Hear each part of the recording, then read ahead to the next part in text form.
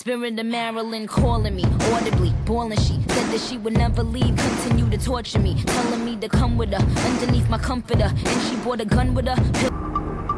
Prepara que agora é a hora do show das poderes.